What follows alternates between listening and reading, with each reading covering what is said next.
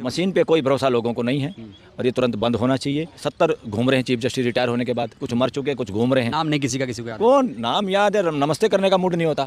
Hello दोस्तों, आज देश को नए सीजीआई मिल गए। नए सीजीआई का नाम है संजीव खन्ना और डीवाई चंद्रचूड़ 8 नवंबर को रिटायर हो गए। लगातार हम आपको खबर दिखा रहे हैं। उनके कार्यकाल को लोग अपने अपने तरीके से मूल्यांकन कर रहे हैं। अब नए सीजीआई के सामने क्या चैलेंजेस हैं, इस पर हम बात करेंगे। हमारे साथ है सुप्रीम कोर्ट के senior advocate Balraj Malik sir. Malik sir, बहुत स्वागत है आपका। जी नमस्कार सर, आपने डीवाई चंद्रचूड़ जी का 2 साल का कार्यकाल देखा, कितना संतुष्ट हैं, पहले तो ये बताइए। मैंने पहले आपको बताया था 10 में से 2 नंबर, 10 में से 2 नंबर, 10 में से 2 नंबर जी। 8 नंबर काट लिया आपने। देश के लोगों ने काटे हैं, उनके हिसाब से मैं तो बता रहा हूँ, मैंने कुछ नहीं काटा।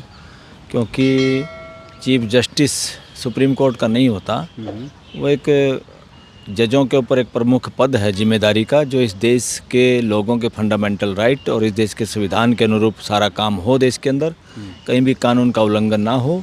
इसका गार्डियन के रूप में हेड ऑफ द फैमिली होता है चीफ जस्टिस। और उनके कार्यकाल में जो काम है, और आज 21वीं सदी में इस साइंस के युग में, इस एजुकेशन के युग में, इंफॉर्मेशन के युग में लोगों की जो उम्मीद है, उस उम्मीद पे आप अगर खरा नहीं उतरेंगे तो you are doing injustice with your post. आप अपने पद के साथ नाइंसाफ़ी कर रहे हैं, और बल्कि इसको दूसरे तरीके से कहें तो आप पद का दुरुपयोग कर रहे हैं। हमें ये पद लोगों को सुशोभित करने के लिए नहीं है, ये पद एक काम और जिम्मेदारी के साथ हैं, और वो जिम्मेदारी अगर आप निर्वाह नहीं कर सकते तो उसमें से लोग आपका वो करेंगे, विश्लेषण भी करेंगे, मूल्यांकन भी करेंगे। मेरे मूल्यांकन के हिसाब से चीफ जस्टिस को 10 में से 2 नंबर है। 2 नंबर। कुछ ऐसे मुद्दे जो आपको उम्मीद थी कि ऐसा होगा लेकिन नहीं हुआ, 8 नंबर आपने काटा भी, तो जाहिर तौर पर कुछ निराशा होगी, जैसे कि पेगासस मामला, राफेल मामला, बुलडोज़र मामला, एनकाउंटर मामला, चुनावी मशीन मामला। क्या ऐसा आपको लगा कि यहाँ पे कुछ दिक्कत आई? देखिए, डेमोक्रेसी किसी बहुमत का नाम नहीं है। डेमोक्रेसी MP, CM, PM बनना नहीं है। डेमोक्रेसी में कोई राष्ट्रपति, प्रधानमंत्री हो जाना ये नहीं है। डेमोक्रेसी का असली मूल मंत्र है लोगों की सबकी भागीदारी और देश में मानवीय व्यवस्था, और दिन प्रतिदिन वो मानवीय व्यवस्था और बेहतर हो और देश और ज़्यादा नज़दीक एक परिवार की तरह एक स्ट्रॉन्ग भाईचारे के साथ नज़दीक आता चला जाए। न खुद नज़दीक आए, मगर हमारे कॉन्स्टिट्यूशन के आर्टिकल 51 के वजह से वो भाईचारा ये देश के लोग बाहर तक ले जाएं, पूरी दुनिया तक ले जाएं। ये उसका मायने है। उसमें आपने कितना योगदान दिया, आपने कितनी जजमेंट दी है, ये कोई मायने नहीं है, वो सेकंड नंबर पे आता है। आपने देश के मुद्दे, जो देश की आवाज़ थी, वो कितनी सुनी है, उस आवाज़ के हिसाब से आपने संविधान की आवाज़ और लक्ष्य के हिसाब से आपने अपनी जजमेंट में क्या लिखा है।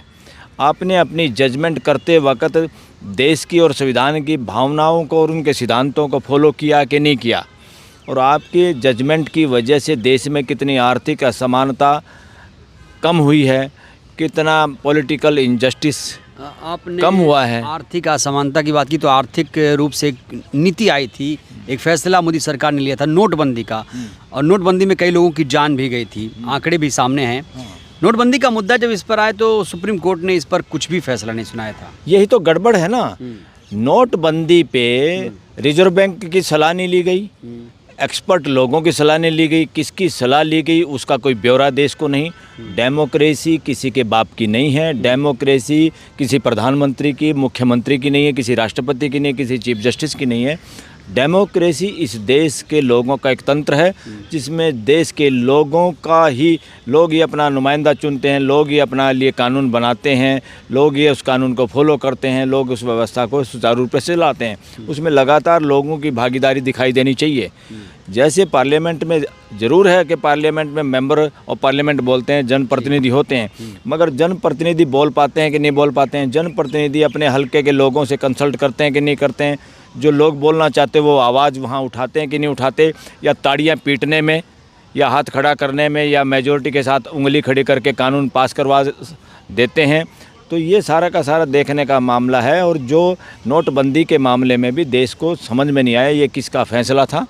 देश को यही लगा कि ये एक तरह से तानाशाही मानसिकता का फैसला था, जो डर गया बाद में, और वो तर्क वितर्क देने से बचता रहा। वरना तो देश की सरकार की और मानवीय व्यवस्था की कॉन्स्टिट्यूशन में जिम्मेदारी है, देश के लोगों को पता होना चाहिए। कोई काम करने के बाद तो कम से कम पता होना चाहिए कि ये काम हमने इस वजह से किया था और इसकी ये उपलब्धि रही, और नहीं रही तो हम देश से माफ़ी मांगते हैं, हमारे से गलती हुई। क्या लगता है जो डीवाई चंद्रचूड़ साहब किसी बड़े पद पर भी जा सकते हैं, कयास लगाए जा रहे हैं? ये सारे ही पदों पे तो जा ही रहे हैं। ह्यूमन राइट कमीशन के चेयरमैन हैं, जितने ट्रिब्यूनल हैं, कमीशंस हैं देश में, सारे के सारे वहाँ पर हाई कोर्ट के चीफ जस्टिस, हाई कोर्ट के जजेज, सुप्रीम कोर्ट के जज और चीफ जस्टिसों के लिए वो स्थान स्पेशल खाली छोड़े जाते हैं। नेशनल कोर्ट तक की बात सामने आ रही है। ये रिजर्वेशन है जी। और ये रिजर्वेशन क्रिएट किया है बाय लॉ, और ये रिजर्वेशन में हक मारी हो रही है देश के वकीलों की, हर समाज के लोगों की, क्योंकि जजेज में पूरे देश के समाज के जज नहीं हैं हाई कोर्ट में और सुप्रीम कोर्ट में। बहुत लिमिटेड समाज के लोगों का कब्जा है सुप्रीम कोर्ट पे, हाई कोर्ट पे, लगातार वही बनते आ रहे हैं। एक ओपेक सिस्टम है, एक इस तरह से राजतंत्र वाला सिस्टम है, एक बिल्कुल डेमोक्रेटिक मूल्यों वाला तंत्र है ही नहीं, चाहे कोलिजियम है चाहे सरकार बनाने वाला है। सीजीआई को आप कैसे देखते हैं? नए सीजीआई से मुझे कोई उम्मीद नहीं है खास। क्यों सर? क्योंकि जिस तरीके से उनका एलिवेशन हुआ, कितने लोगों को साइडलाइन किया गया और कितने सीनियर लोगों को इग्नोर किया गया, उनकी कोई ऐसी मेरिट नहीं थी कि उनको सुप्रीम कोर्ट लाया जाए इस तरीके से। नियुक्ति कैसे हुई उनकी? नियुक्ति कैसे होती है? कोलिजियम तो रिकमेंड करता है, और कोलिजियम कैसे रिकमेंड करता है? गिव एंड टेक चलता हुआ दिखाई देता है देश को, कि वो कुछ लोग सरकार की बात मान लेते, कुछ अपनी मनवा लेते हैं, कुछ अपने डाल दिए, कुछ सरकार वाले डाल दिए, क्योंकि नोटिफिकेशन सरकार को करना होता है, सरकार उसमें देरी करती है। आज तक सरकार के को डायरेक्शन नहीं दे पाई ये लोग समय पे नोटिफिकेशन करने के लिए। अभी तक इस सुप्रीम कोर्ट में बहुत बार टांग अड़ाई है गवर्नमेंट ने नोटिफिकेशन में। पिछली बार जस्टिस कोल ने कुछ करने की सोची थी, तो उनके सामने से केस हटाने में यही फॉर्मर चीफ जस्टिस चंद्रचूड़ शामिल था। वो जुडिशल इनडिसिप्लिन था, वो एक तरह से जुडिशल गुंडागर्दी थी चीफ जस्टिस की, ऐसा उनको करना ही नहीं चाहिए था, वो गलत था, अपराध था वो न्यायिक प्रक्रिया के साथ। अब वो अपराध करने के बाद भी मान लो फिर भी वो कोल साहब ने भी बहुत दिनों तक लंबे लटकाते रहे, इतना थोड़ा। सर आप एक वरिष्ठ वकील हैं, आपको क्लियर करना चाहते हैं इस बार, वो लटकाते रहे, वो भी हिम्मत नहीं कर पाए। बाद में तो उनके सामने से केस हटाना वो गलत था, वो हिम्मत ही नहीं कर पाए। वो इसका मतलब कहीं ना कहीं उनको भी लग रहा था कोई अपॉइंटमेंट मिलेगी क्या, या इसलिए वो लेना नहीं चाह रहे थे फैसला, या कोई हिंट आ जाता सरकार की तरफ से। उन्होंने भी लंबा किया केस को। अगर चाहते तो वो कह देते जिसका नाम दूसरी बार जा चुका है, it must be deemed as notified, वो नोटिफिकेशन समझा जाए, अपने आप से सरकार करे या ना। कितने लोगों का नाम रेस में था इस बार? ना नहीं, इसमें कोई रेस में नहीं, ना रेस में नहीं होता, यहाँ एक सिस्टम चला हुआ है। सर आप एक वरिष्ठ वकील हैं, आपकी बात देश की जनता सुनती है। अगर आपने कहा कि संजीव खन्ना से आपको उम्मीद नहीं है, हाँ, तो देश जानना चाहेगा कि आपको ऐसी नाउम्मीदी क्यों आ गई अचानक। अभी तो आपने कार्यकाल भी नहीं देखा, काम तो करने दीजिए। नहीं, कार्यकाल क्या देता है? क्योंकि यहाँ एक कहावत है हमारे यहाँ, पूत के पाँव पालने में दिख जाते हैं। हालांकि मेरा ज़्यादा उस पर विश्वास नहीं है, मगर एक आदमी की लंबी एक लाइफ होती है, उसमें उसका एक करैक्टर होता है, उसका एक स्वभाव आचरण होता है, उसकी जजमेंट होती है, उसको उनसे पता चलता है। उसके आधार पे तो अपने को कोई उम्मीद नहीं है। अगर फिर भी वो कुछ वंडरफुल कर पाएँ तो ये अच्छा है, उनकी जिम्मेदारी है, ये जिम्मेदारी का पद है, उनको ये मौका मिला है, मेरी शुभकामनाएं हैं। हम सब कुछ ऐसे मुद्दे जिस पर समाधान त्वरित हो जाना चाहिए आपके लिहाज से? सबसे पहले मणिपुर का केस, उसको लिस्ट होना चाहिए, उसका समाधान हो जाए, देश के सामने एक एक बात की परत खुलनी चाहिए। दूसरा, इलेक्टोरल बॉन्ड पे जब लोगों ने कहा एसआईटी गठित करो और सुप्रीम कोर्ट ने इनकार कर दिया, चीफ जस्टिस चंद्रचूड़ ने जो बड़ी बड़ी बातें करते थे, उस पे एसआईटी गठित होकर उस अपराध के पैसे को सरकार के हवाले किया जाए। वो देश का पैसा है, या उन लोगों को वापस दिया जाए जिनसे वो छीना गया है, और उसमें जो दोषी है उनके खिलाफ कार्रवाई होनी चाहिए। तीसरा, ये अगर चीफ जस्टिस ईमानदार हैं तो स्वेच्छा से ये एक बहुत महत्वपूर्ण काम कर सकते हैं कि मास्टर ऑफ रोस्टर जो कब्जा है ना, जैसे ये राजा के हाथ में है, ये चीफ जस्टिस के हाथ में, ये बड़ी भारी गड़बड़ चल रही देश में, और बहुत आरोप लग चुके हैं पुराने चीफ जस्टिस पे, और जजों ने ही लगाए हैं। अब तो जैस के पूरा देश ही लगा रहा है। इनको अपने हाथ में बागडोर नहीं लेनी चाहिए। हमें तो न्याय करना है, हमें मुकदमे लगाने, उसमें किस जज को लगेगा, हम कैसे फैसला करें। सारे जज इकट्ठे बैठ के, सुप्रीम कोर्ट के सारे जज इकट्ठा बैठ के वो फैसला करें, प्रोसीजर को तय करें कि कौन केस कैसे लगेगा। कुछ खास विशेष एक्सेप्शनल केस है तो वो भी कोलिजियम से नीचे के 5 वरिष्ठ जो लोग हैं, क्योंकि कोलिजियम में जो लोग बैठे होते हैं ना, वो भी कहीं ना कहीं चीफ जस्टिस बनना होता है उनको, वो भी रेस में कमज़ोर होते हैं, रिटायर होना होता है, आफ्टर रिटायरमेंट बेनिफिट के चक्कर में वो ये काम नहीं कर पाते। या तो सभी प्रोसीजर तय होना चाहिए सभी जजों की सहमति से। और फिर कोई इमरजेंसी का कोई केस आए तो सबसे ईमानदार जो जज हों वो उसमें शामिल वो करें उसका फैसला अगर कोई। हाँ और ये जो केस पूरे देश को प्रभावित करते हैं, लोगों के फंडामेंटल राइट को प्रभावित करते हैं, उन केसों को सबसे पहले लगाना चाहिए, सुनवाई तुरंत होनी चाहिए। और दूसरा लोगों के फंडामेंटल राइट का मामला, और ख़ास तौर पे UAPA PMLA की जो धाराएं हैं जो स्ट्रॉन्ग हैं, जो लोगों को वो नहीं दे पा रही हैं, नहीं हाँ वो दे नहीं पा रहे ना जमानत लोगों को, वो लोगों को जेलों में सड़ाने का काम ये राजशाही और तानाशाही में पॉसिबल है। आज अगर हो रहा है सुप्रीम कोर्ट के बावजूद भी, उस अपराध में सुप्रीम कोर्ट भी शामिल मानी जाती है। उमर खालिद को सर जमानत नहीं मिल पाई अभी तक? यस, जितने लोग जेल में पड़े हैं बिना उसके चार्ज फ्रेम के, बिना ट्रायल के, ये अपराध है लोकतंत्र के प्रति, ये अपराध है मानवता के प्रति। और इस अपराध में इस देश की सुप्रीम कोर्ट शामिल मानता पूरा देश। और सुप्रीम कोर्ट हो चाहे उसमें मेन रोल होता चीफ जस्टिस का, हो बराबर तो सारे हैं। किसी और जजों में भी अगर रीढ़ की हड्डी है तो उस काम को, कुछ केसों को सो मोटो ले सकते हैं, मगर चीफ जस्टिस को ये काम करना चाहिए। और एक और पहल करनी चाहिए अगर इनको लगता है कि अपने चाचा के पैरों पे चल के, उनके कदमों पे चल के कुछ काम बड़ा करना चाहते हैं, तो इनको कुछ ना कुछ या तो सेल्फ कॉग्निजेंस लेके, स्वयं संज्ञान लेके, या कोई डिमांड करनी चाहिए, या लेक्चर में कहना चाहिए, या अपने सारे जजों से संपर्क करके कि देश के वो सारे कानून हम चाहते हैं निरस्त हो जाएं जिनमें जजों को रिटायरमेंट के बाद नौकरी देने का प्रोविज़न है। उससे नपुंसकता आती है जुडिशरी में, उस नपुंसकता से हमें अपनी जुडिशरी को पूरा बचाना होगा अगर देश में संविधान की व्यवस्था लागू करनी है। तो चुनावी मशीन का भी क्या लगता है, बैलेट को लेकर कुछ निर्णय होगा? यस ये नहीं होगा, ये तो क्योंकि ये खुद शामिल रहे हैं उस काम में। मगर ये इनका हृदय परिवर्तन हो जाए तो अच्छी बात है। याचिकाएं आई हैं क्या इसको लेकर? मशीन पे कोई भरोसा लोगों को नहीं है और ये तुरंत बंद होना चाहिए। और इसमें खुद जस्टिस खन्ना कोई अच्छा पॉजिटिव एक्शन लेते हैं अपनी तरफ से तो ये बहुत सराहनीय काम होगा। तो इनके हो जाएगा नाम, चाचा याद आ जाएंगे। भाई देश जो चाहता है, देश के लिए कोई ज़रूरी है, लोगों के फंडामेंटल राइट के ज़रूरी है। और ये बुलडोज़र न्याय जो है, जो चंद्रचूड़ बाद में फटाफट एक केस कहीं से फाइल निकलवा के करके लिपापोती करने की कोशिश की, और अपने अंदर जो बैठे हुए भय की वजह से या अपने अंदर जो कुंठा थी उसको निकालने के लिए उन्होंने एक केस में 25 लाख रुपए का वो किया।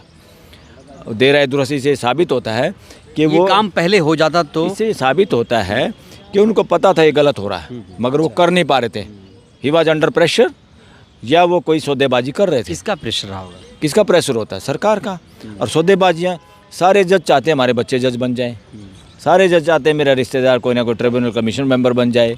ये सारा ये जो भूख है ना, ये इनकी जेब जो फटी है जिस भी आदमी की, वो न्याय के साथ ना जी सकता, ना चल सकता, ना न्याय को प्रोटेक्ट कर सकता। यही हाल जजों का है। उसमें जज लिखने से, चीफ जस्टिस होने से कोई फर्क नहीं पड़ता। यानी ये जो काम आपने जो पॉइंट गिनाए, अगर नए CGI ये सब कर लेते हैं तो उनको 8 नंबर नहीं कटेगा?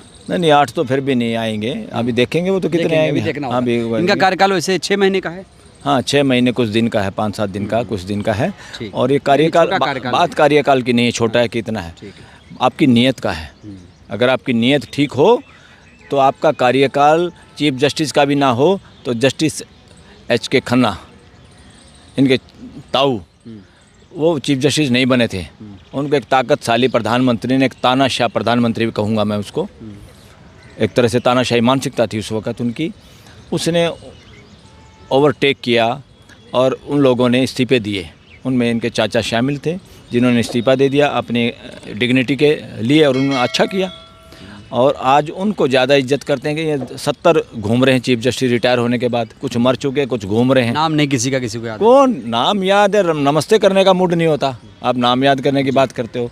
तो बात उसकी नहीं है, नीयत की बात है और दिनों की भी बात नहीं है। एक दिन में भी आपका जब टेस्ट होता है देश के सामने, आप काम क्या करते हो, दैट इज़ हिस्टोरिकल। अब मशीन के इलेक्शन से इस देश का पीछा छुटवाते तो दैट वाज हिस्टोरिकल हो जाता वो। और ये एक फैसला कि सुप्रीम कोर्ट के अंदर जितने भी लोग रिटायरमेंट के बाद हाई कोर्ट के जज इनके अपॉइंटमेंट है वो गलत है, ये बयान देने में ये हिस्टोरिकल हो सकता है। ये अपनी खुद डिक्लेयर कर दें कि मैं कोई पद नहीं लूँगा, ये हिस्टोरिकल हो सकता है। ये कोलेजियम को ट्रांसपेरेंट बनाए, ये हिस्टोरिकल हो सकता है। ये मास्टर ऑफ रोस्टर को पूरे जजों के साथ शेयर कर लें कि सब फैसला करेंगे मिल के प्रोसीजर क्या होगा। ये हिस्टोरिकल हो सकता है।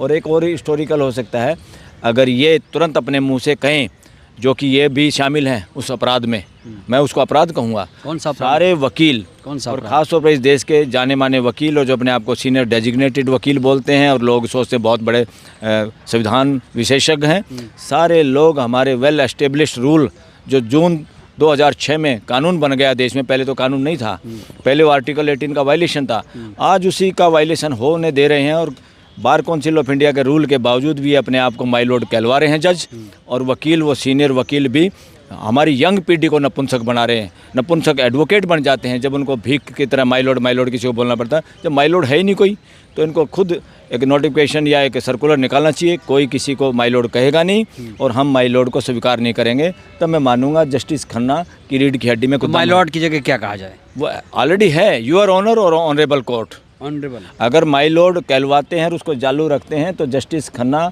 एक इस देश के जुडिशल सिस्टम को और गिरावट की ओर ले जाएंगे और ले जा रहे हैं। शुक्रिया। तो ये हैं बलराज मलिक सर, और बलराज मलिक सर किसी परिचय के मोहताज नहीं हैं, बेबाक होकर हर मुद्दे पर बोलते हैं। इन्होंने मूल्यांकन भी किया, चुनौतियां क्या हैं खन्ना साहब के सामने वो भी बता दिया। ये वीडियो कैसी लगी, अपनी राय, अपनी प्रतिक्रिया आप लोग ज़रूर दीजिएगा। बहुत शुक्रिया।